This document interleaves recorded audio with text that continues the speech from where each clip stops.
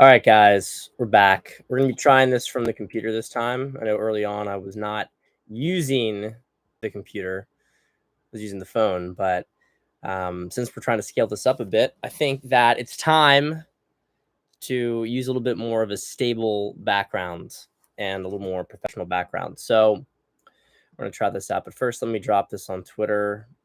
Get this sucker on Twitter.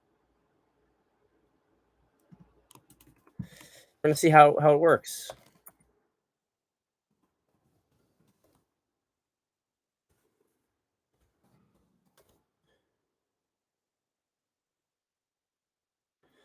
All right.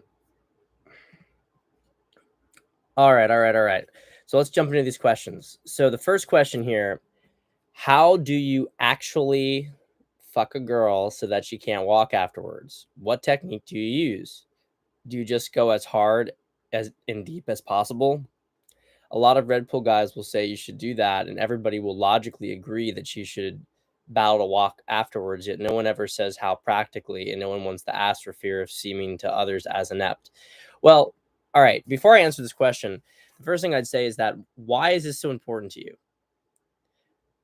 I mean, look, I get it. I mean, I understand why it's important to you, but it's just very obviously it's nice to it underlines when a woman has a hard time walking after sex. It underlines sort of your power and your dominance in that you really took her because you fucked her so hard that now she can't.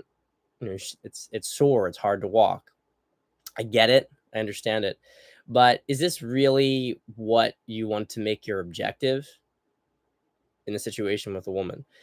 And the reason I say this is because it's important when you're in this topic of women and improving with women to really understand why you want to improve with them. So, do you want to improve with women because you think that if you do better with women, like it's like an ego thing that, oh, if I can make women soar when they walk, that means I'm a man. The subtle point here is that if you take this approach, what you're doing is you're making her reaction to you a source of self validation.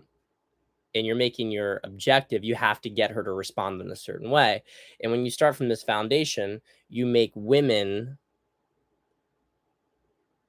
this thing that actually has power over you because a woman's response, if you fuck a woman hard and she can walk perfectly fine, doesn't mean you weren't really a man. Does she have to experience a certain thing? Does she have to, this stuff, it can really, it continues and it continues and it continues, and it gets guys trapped with the wrong first principles. So I don't really think this is the kind of question that you should be asking yourself. What you should be, if you want to talk about sex, it should be about how you have good sex, right? How you have good sex that's good for you, and sex that's going to be good for her too, right? And that may involve really rough fucking, and it may not. It may not. All that said, I will answer the question. The biggest variables are, yeah, I mean, it is about going deep. It is about going hard, right? It's also about the size of your cock. Let's be blunt here. It's harder to make a girl sore if you're not big enough to make her sore, right? So cock size matters. It's not the only variable, obviously. It also, what makes a difference is how wet she is, right? So this is kind of the paradox. So if she's less wet, you'll make her more sore because, and a lot of the soreness happens not because maybe she wasn't turned on initially, but because you fucked for so long that she lost some of that wetness, and there started to be more friction and whatever, right? The other variable is how big she is, right? No one talks about the size of a woman's vagina, but that's a real thing. And so if a woman is not as big and you're bigger then you're more likely to make her sore. So yeah, it's how hard, it's how big, it's how deep, and it's how long. Those are the variables.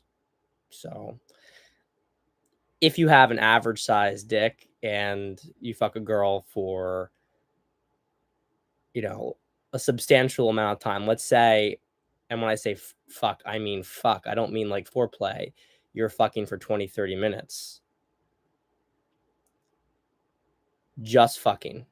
Okay. Then you're probably going to make a girl sore a little bit. It may not be that she can't walk, but you're going to make her sore. And by the way, I'll just make this last point with it. In a kind of early experience, a girl may find it erotic that she got fucked so hard that that's what's happened to her. But over the long term, they tend not to like that because, let's be honest, it's not fun to not be able to walk. So from the standpoint of a relationships, it's not actually, it actually is the kind of thing that would become a liability over time. If it's a random girl, if it's a single hookup, then not an issue. All right, let's go next question.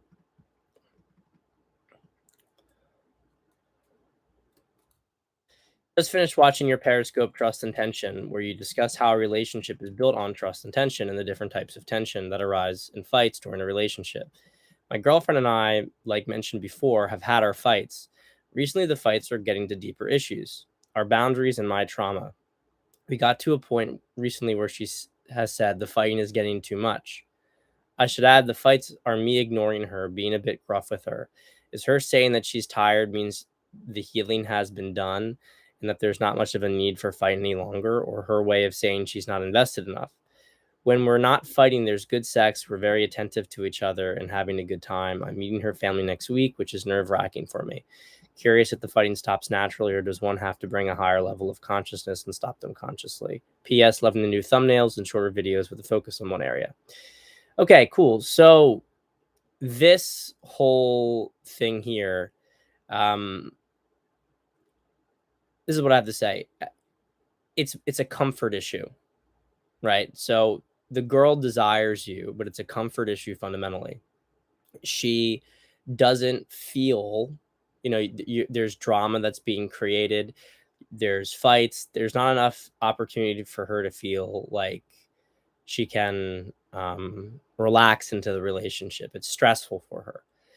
But the fact that she's engaging with you shows that the issue is comfort and not desire. When the issue is desire, she pulls back. Now, you starting fights because of insecurities you have will eventually damage desire.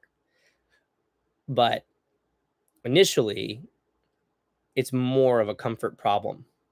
So the relevance of this is that, for you to stop this problem, how are you going to stop the problem? Our boundaries and my trauma. You're not being specific here about what exactly you guys are fighting about, but that's the real thing. What are you guys fighting about? Is it something that's fixable, or is it something internal? So if it's something internal, then that is up to you to deal with. And it's really interesting how we project outwards onto other people. So the fighting will continue until you deal with that internal problem, basically, that she may be triggering. But if you're picking a fight, we pick fights in general with people when we have a fight going on inside of our own head. So if you want to level relationship, you need to be level-headed. So it's anxiety that we project outward that creates the drama and issues. Camus, you're saying this is your question. Yeah. That's 100. That was 100% a comfort issue, right? As you could see here. She feels I don't really want her. The next morning I looked into her eyes and told her I desired her. She cried. Right. So good stuff, man. Good stuff. All right. Let's move to the next question. Hey, Pat. I hope you and your family are doing well. Reaching out because I'm interested in a girl who works at the gym I go to, but I can never bring myself to strike up a conversation. In my mind, it feels too forced. I don't think I'm afraid of rejection because I'm not even looking to ask her out. I just want to get to know her better. I've been going to the gym for over a year, and the girl at the front desk seems to light up when she sees me. I always say hi and smile, and we make strong eye contact. I think of things I'm going to say when she's there, and when I get to the desk, I just don't say them. I'm not even trying to ask her out. I just want to talk to her more without seeming weird. I just don't know what's wrong with me. It feels like a mental block. I'm frustrated because I've worked so hard to get into great shape, and I'd say I'm a good-looking guy, but I still feel like I'm missing something. Not sure if extra context is needed, but I'm 26, had a serious relationship my senior year of high school until sophomore year in college. We were doing long distance, but it wasn't working, so we broke up. I'd say it was mostly my fault for being insecure, addicted to video games, and lacked understanding for the role of masculine in the relationship. I dated another girl for a few months 2 years later, but sadly she hadn't healed from past sexual trauma, so I decided to end that relationship. I'm working to improve my financial situation so that one day down the road I can apply for your services if there's more internal work to be done. Thank you for taking the time to read this message. Okay, cool. Well, I do look forward to working with you in the future, brother. What I will say about your situation here is there's, you said, I'm not even trying to ask her out. I just want to talk to her more without seeming weird. Well, I mean, there's nothing weird about talking to her, right? That's the big thing. There's nothing weird about talking to her. We want to get into the habit of just talking to people in general. Like, if you want to get better with talking to women, approaching women, one of the best things that you can possibly do for yourself is to just start talking to people and approaching people in general, because half of the battle with women is just simply the general idea of being able to go up to somebody and talk to somebody who is not, who you're not familiar with. Then you have to layer on all the stuff about attraction.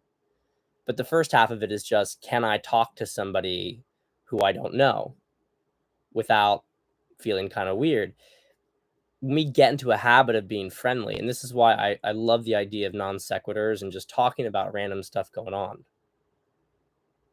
It's so powerful because it's so random and it starts conversations, and it starts good conversations usually too, because asking questions, unless there's a really good reason to ask a question, tends to come across as needy and taking from somebody. So in your situation here, the girl at the front desk lights up when she sees you.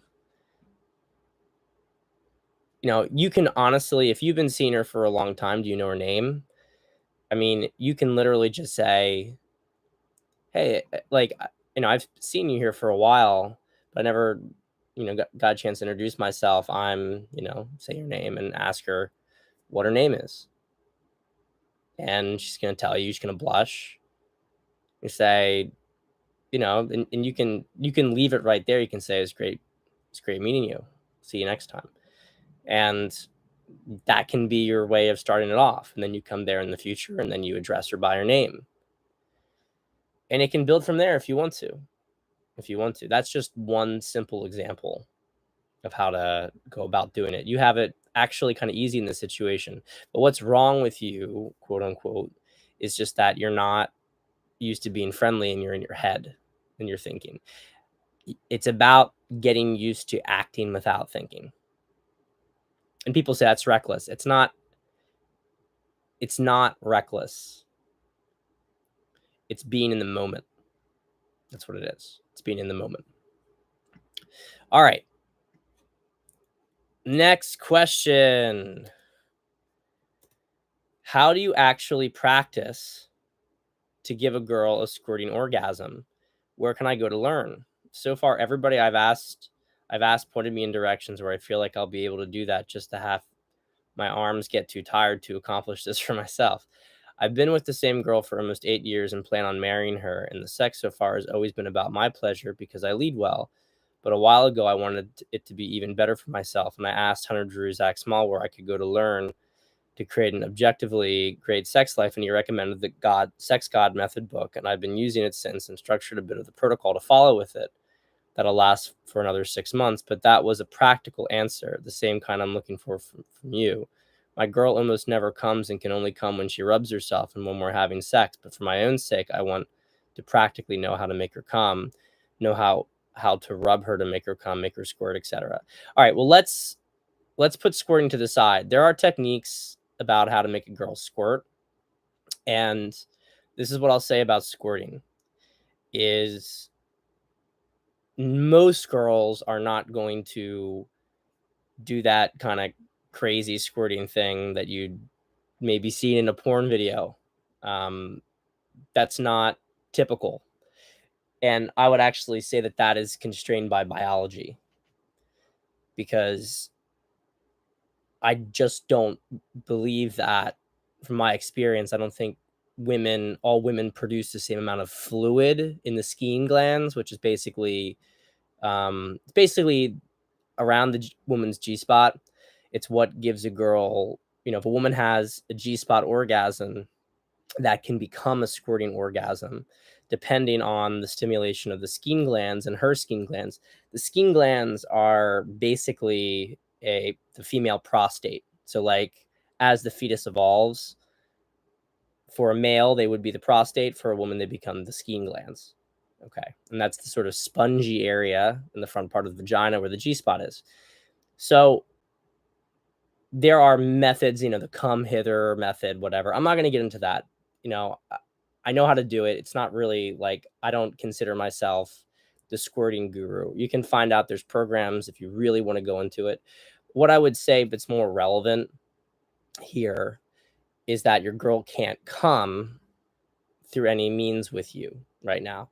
Now, there's a couple of reasons why I don't want to single her out for any specific reason, but it's interesting that she can only come when she rubs herself, not when you do anything to her. And I'm wondering, is that because you said you were having sex for your pleasure? Does that mean that you haven't been trying to make her come up until this point? I would learn how to touch a girl's clit, and I would learn how to go down a girl. I know some guys are gonna be like, "Oh my god, that's so beta," but if you want to learn how to give her an orgasm, that's a good thing to do, right? That's a good tool in your toolkit if sex isn't doing it. But I'll say this: it sounds like there is an element. And I'm not saying this as like a denigration, like you got to kick this girl to the curb, but it sounds like there's an element of surrender on her part, because usually when a girl can't orgasm from sex, usually, assuming there's not a physical aspect to it, when I say physical, I mean that on both sides, right? Because there is a mechanics to it. There's a mental block for the woman to not be able to orgasm. It takes a level of release, and this applies even more so to squirting. Like squirting is kind of like the ultimate surrender for a girl. It's up there with like a woman surrendering completely to a guy. And so for a woman, it means that she has to let go a lot to have that happen.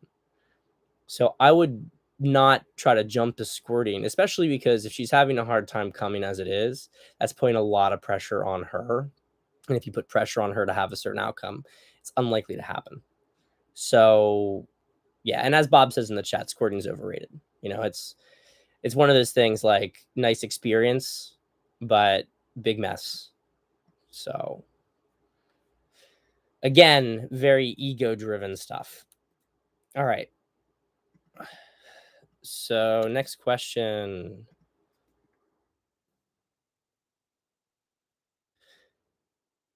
Please, what do I say as an opener when I want to talk to approach a lady I find attractive for the first time? I would like to know what kind of things I could say so as not to appear so serious. I ask questions like, have you seen this person walk by, or do you know directions to a place? I'm actually confused on what to say when I approach. I understand that when approaching women, I need to come off as friendly and interesting. So this is a This is a good question. It's a beginner's question. Let's be honest here. It's a beginner's question. But that's not a bad thing. We all start at some place. The big thing here, before I answer it directly, I'll do a little deconstruction here, which is that, again, the point of this whole thing when it comes to approaching women, you say, what am I supposed to say? Well, what do you want to say? What do you want to say? You get a girl ultimately not because you are just saying the right things. Okay? Is your objective, like, let's take a step back and think about this. Is your objective to be some kind of robot to completely warp your behavior and personality around what a woman might find attractive? Is that your objective in the long term with a woman? Do you want to get a girl so that you can be this robot that does whatever she wants at whatever time? Probably not, right? Probably not, because that's not really fun. What's the fucking point? So, from the same vein, it's not about what do I say? What am I supposed to say? You're outsourcing your thinking. But the reality, to reference past questions I answered, is it's not even about thinking. It's just simply about being in the moment and saying whatever comes to mind. Actually, what matters a lot more, and this is one of the things I worked on with Nick Sparks, isn't even what you say, it's the tension that you're able to hold. So you could approach a girl and you could just say, hey, what's going on? And there's going to be this awkward tension, and there might be a little bit of like awkward laughing. Nothing. What are you drinking? What's going on? It could go badly. Don't tell me. I mean, I'm not telling you it's 100% going to go well, but the point is, it's going to create tension in the moment between the two of you. That's a slower approach, but you can also go about doing it and come in a little bit more high energy, and assume rapport and just be like, oh, what's going on? Now, the big thing I want to emphasize here is that there are observational openers. And so I think this is a good stepping stone for where you're at, because I have to try to meet you where you're at, which is that pay attention to the girl and what do you notice about her? So you can give a compliment or make an inference about what she's wearing and make an inference about what it says about her. So maybe she's dressed in a very tight style, like very professional style. So you can infer that she's some big bad corporate lawyer, and you can have fun with that. Maybe she's more artsy. She's got a certain hipster kind of way to her.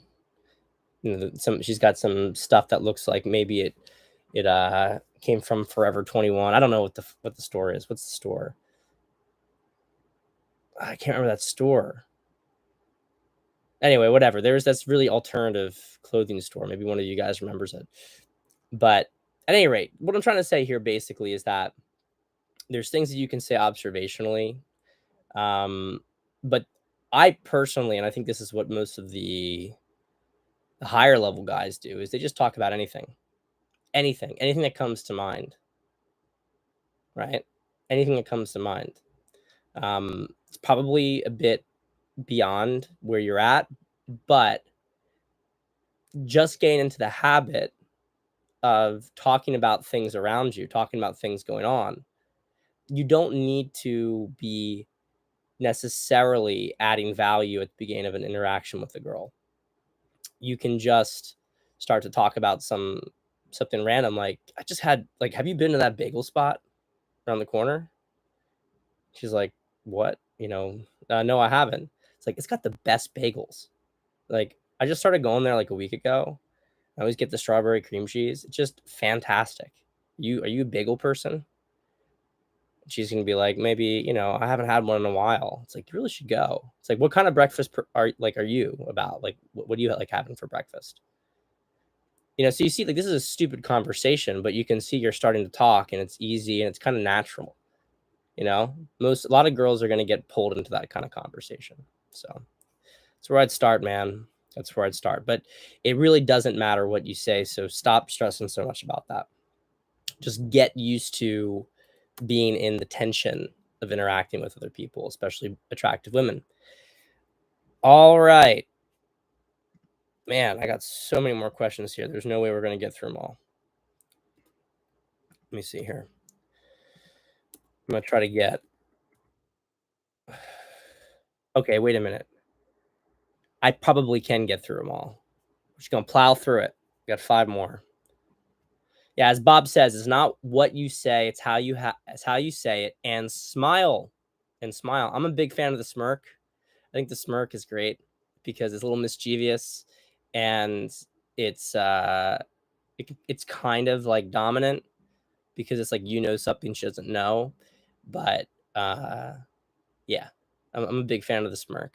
Whereas like the really grinning smile, like, hey, how's it going? It can be a little bit too soft sometimes. But like if you go like steel face, can kind of freak out a girl. So the smirk's good. The smirk's where it's at. All right, let's plow through these questions. How to be in full control of my ejaculation. How can I get to the point of doing her hard for hours on end and only coming if I want to? I've been doing semen retention for a while now, and the benefits have been so ridiculous that if I shared the changes that's happened to my body and my relationships and my career, I would sound crazy. And one of the benefits is that when I initiate sex, I want it more, can do it many times a day. It feels better, and my dick is more sensitive and lasts longer. But when I fuck her now, it's a lot of aggressive movement for short bursts and then little breaks in between. How can I leave the little breaks behind? It's just more practice, man. It's more practice. I mean, you would have to, I don't know if you're doing energetic cycling when you're doing this, no coming thing. I'm blanking on the term that would be. But point here is that, I mean, it's basically that you probably want to start to practice, actually, now that I think about it, you probably want to start to practice orgasm without ejaculating, because that is the, if you want to keep going and you want to go through an orgasm and keep going, because you're trying to hold yourself off from orgasming. But you can orgasm without ejaculating.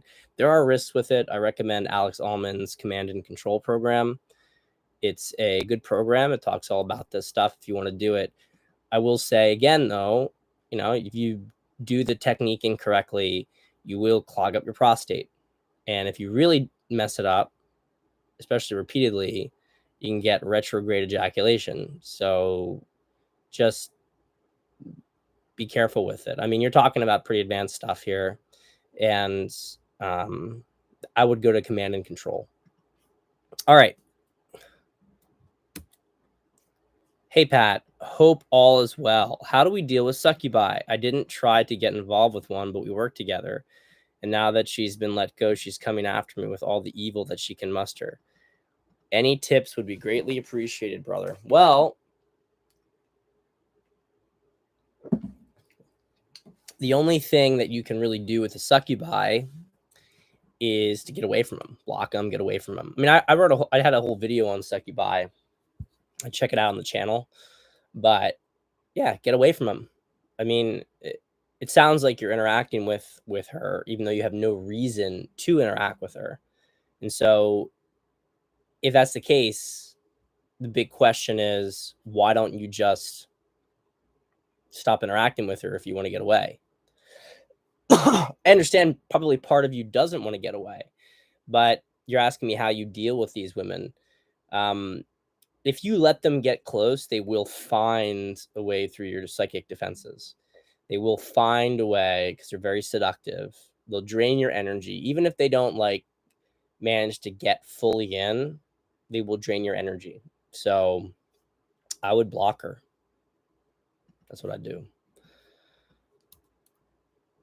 All right. 3 more questions here, but they're long. All right, bear with me, guys.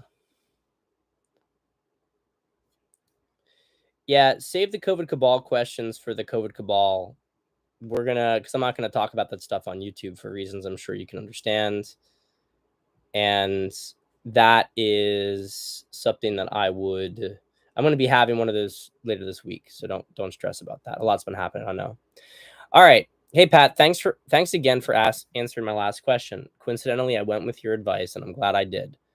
If you have the time, would love your feedback on a situation I'm currently dealing with. I just had a third date with a girl this past Thursday.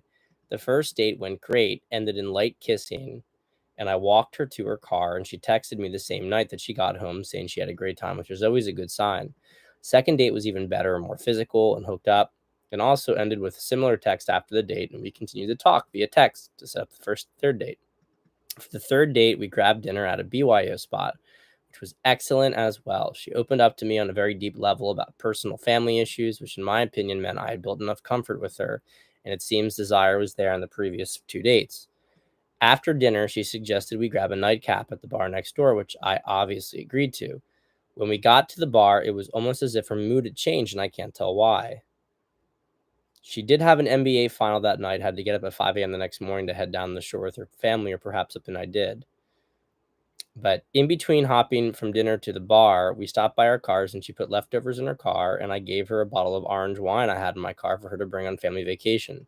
She's never tried it before and is a huge wine buff, so I thought it was a nice gesture. We still had a good conversation at the bar, but could tell something was off and she seemed less present. After one drink, we headed out, no kiss or text after date. Would giving her a bottle of wine have been enough to throw her mood off, or am I missing something here? How can I make sense of the instant mood change? We haven't texted since before the date Thursday, and she is still down the shore. I'm interested in seeing her again. Would you be persistent here and text her, or is it clear from the end of the third date that she's not interested? I'm very confused and don't want to be needy. I feel like she could have easily texted me by now about trying the wine, a picture of the beach, etc. Thanks for everything. Enjoy your podcast a lot. Okay.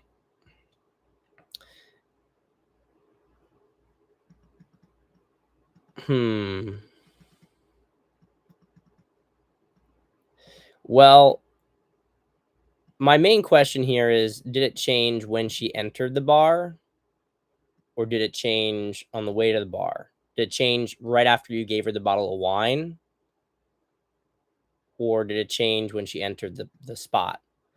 My inclination, look, I'm not going to rule out anything here. It's possible that, when she started to share that personal stuff, and she was maybe feeling, how do I put this? It's possible that things were maybe moving too fast for her. Not that you actually did anything wrong, but she could have just gotten spooked last minute, and that was that. This kind of stuff happens. Unfortunately, it happens. Some girls are really messed up and they get freaked out when things start to move forward and they jump. We always like to think that girls just want commitment, but actually a lot of girls, they're their own worst enemy. And, being as vulnerable as she was may have freaked her out a bit. And, and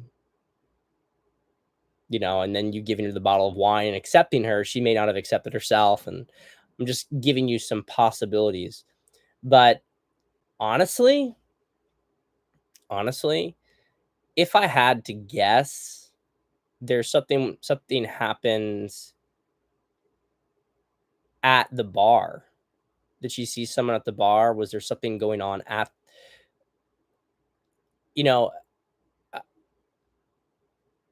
this sounds like a place that maybe she knows.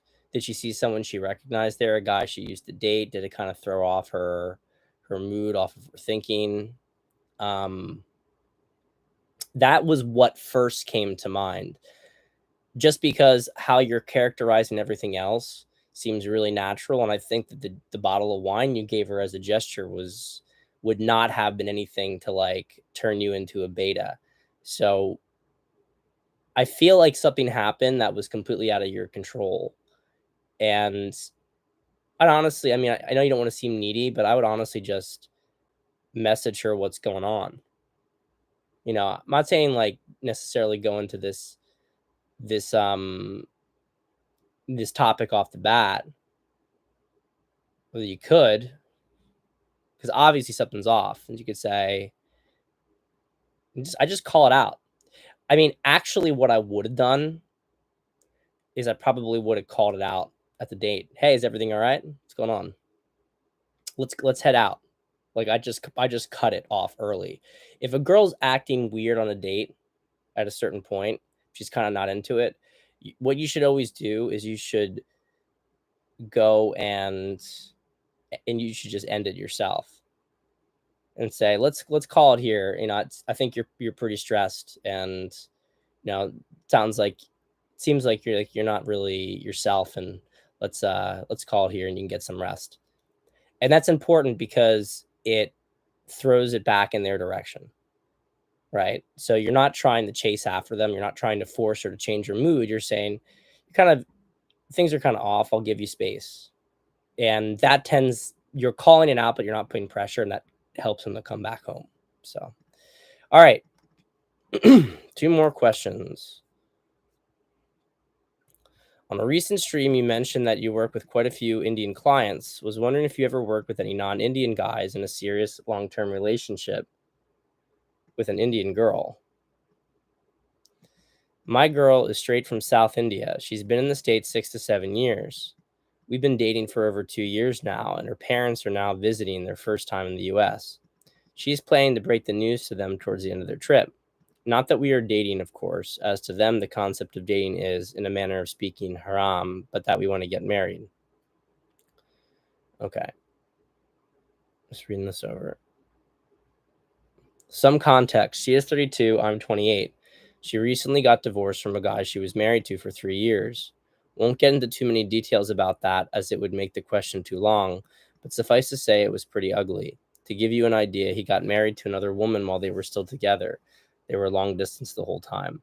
Wanted to get your sense of the situation and see if you had any words of advice. Honestly, I think the fact that she got divorced and is getting older works in our favor, as her parents were absolutely devastated by that and may be very relieved from the simple fact that she found someone. But from everything I've heard, her father is strict and traditional and will at the very least have questions. Side note, you've been crushing it with the content on YouTube lately. 11th interviews. Cheers. Cool. Thank you for that. All right. I don't think that there is a ton that you can do.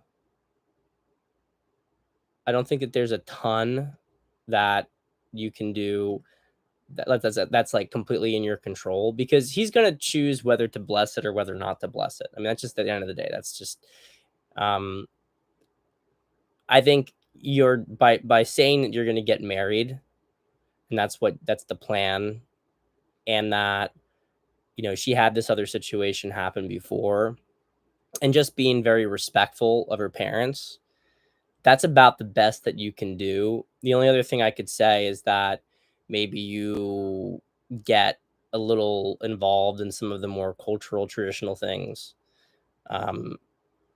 but asking for his permission, I think, is important, if that was part of the whole thing. That's probably, I don't think that you mentioned that, but that's what I would say. I would ask for his permission. I'd ask for his permission, and allow him to dictate some. It's like, and we want to have a traditional Indian wedding, to do something that's going to be appeasing to him, and I think your girlfriend should know what that is. So that's kind of where I would go with it. That's the direction I'd take the whole thing. Just be deferential. and respectful, but doesn't mean be a bitch, right? You want to marry her, so that's your intention. He wants to see that you're firm in your intention to marry her and that you're asking for his permission. And that's, I think it should go fine for the reason that you indicated. They probably are at this point, you know, we're just being honest here. She's kind of been dishonored. And so having a guy come in to take her when she's been dishonored is going to be seen as a pretty big positive. So good stuff. All right. Last question. Well, let me hit this one in the chat real quick. Pat, I'm sure each client has its own unique set of unique difficulties, but in general, though, what do you find difficult about the relationship coaching business job? It's a good question. The difficulty is that, well, difficult for me or difficult for clients. I mean, I think the difficult thing for clients is dealing with tension. That's like whether they're dating and that requires them to go approach women, to move things forward with women, physically. Tension is the big thing, and it's also an issue with relationship when it comes to fights. For me, the most difficult thing about the dating relationship coaching business is the amount of emotional bandwidth I have to give out. And I'm not saying I don't love my job. I love my job, but I spend 25 hours a week like holding space for people and guiding them through problems. It's a lot. It takes a lot of energy. Yeah. I mean, if you guys noticed last week, I've been a little bit more sparse on the material, and that's because I was kind of taking a break. It's kind of taking a vacation. Spent a lot of time with family and only had a few calls. It's yeah, it can burn you out. It can burn you out. You really have to watch your own time and make sure you take time to yourself. Make sure you also, have that bandwidth to be able to help, be there for my wife, be there for my child, be there for family, friends, because it's not only for clients that I tend to hold space for. So that's probably the biggest thing on my end. And even when I really enjoy it, even when I'm like excited about the calls, it still fries me. I mean, I don't do it as much as I used to. Most of my days are 3 to 5 hours worth of calls, but I've done in the past, I've done like 8 to 10 hours of calls in a day. I mean, just absolutely insanity. All right. Last question. Hey, Pat, going to try to give as much context as briefly as possible. A girl I have known through an acquaintance recently became single. Years ago, he had mentioned to her that I thought she was cute, and she told him the same. Every time we were around each other in social settings, it was very clear she was interested, but she had a boyfriend, so nothing ever happened. 2 weeks ago, she liked a photo and watched a story of mine that I posted, so I shot her a DM. I led with a media DM, which led to a great banter back and forth for a bit. She was really engaged in the convo, asking personal questions, etc. And it turns out we both live in the same neighborhood now. I mentioned to her that we should go to the beach sometime. She said she was definitely down and for me to send her my number, that she'll text me the next time she goes. The thing is, I'd gotten her number from her years prior at some point. Here's where I'm wondering if I fumbled or if I'm overthinking it. Without thinking, I texted her and said, "Is this still your number?" Apparently I had it. And then my response to her DM was, "I think I have yours. Is yours still the one ending in 323?" And she texted me back saying, "Hi, yes, it's still me."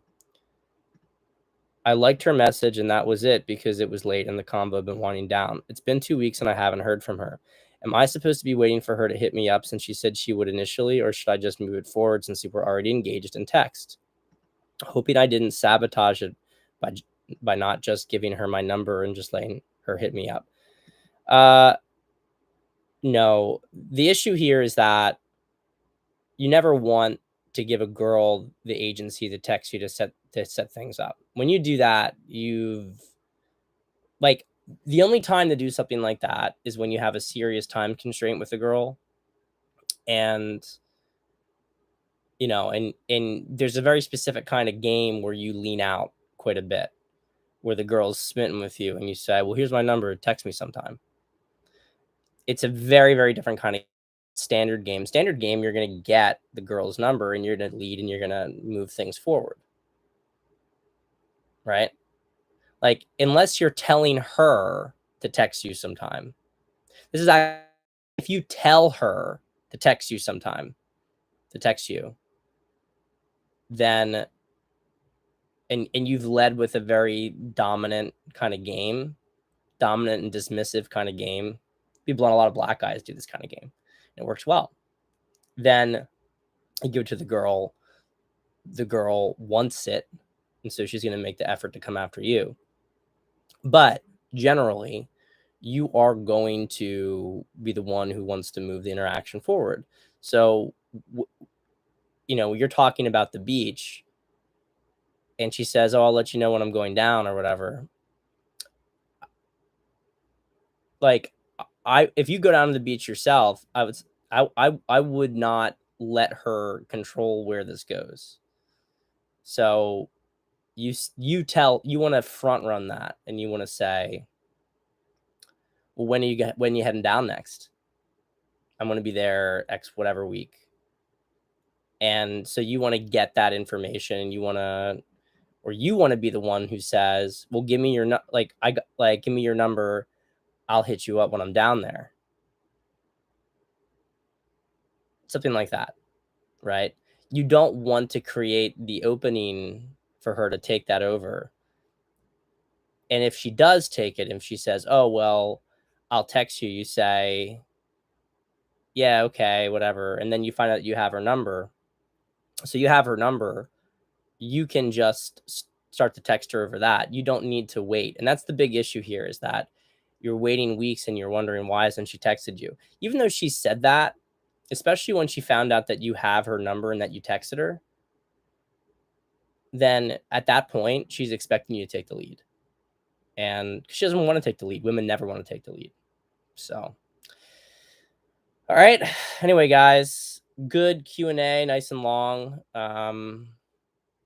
We'll do another one next week or the week after. All right. I'll see y'all. Don't forget, if you haven't gotten it yet, get the masterclass, work with me. Everything's below. And if you're not on my email list, sign up to my email list. You'll get my book for free. Like, comment, and subscribe. I love you all, and I will see you next time.